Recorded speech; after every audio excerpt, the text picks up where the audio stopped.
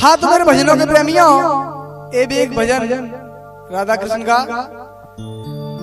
Shitala studio के माध्यम से हमारे रिकॉर्डिंग करता बीरा भाई रजार वाले और जी काना बजावे बांसुरिया दत बेचन जा रही गुजर का काना बजावे बांसुरिया क्या बात है संजू भैया खूब बोल रहा बताके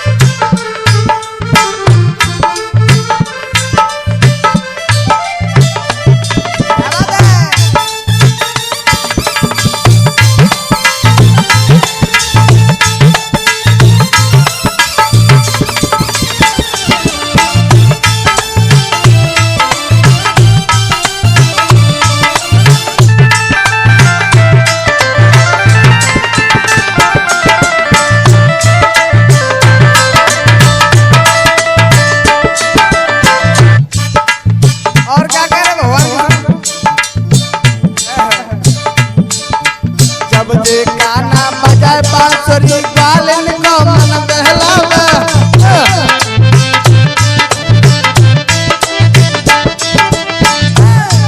संदीप भैया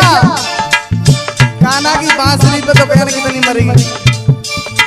जब जे काना बजाए बांसुरी ग्वालन को मन बहलावे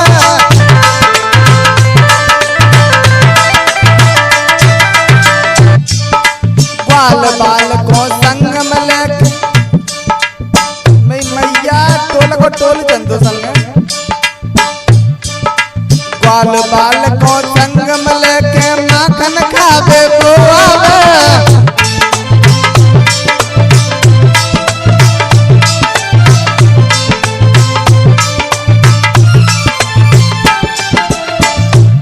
भगवान के संग के संग तो 20-25 लगे रहते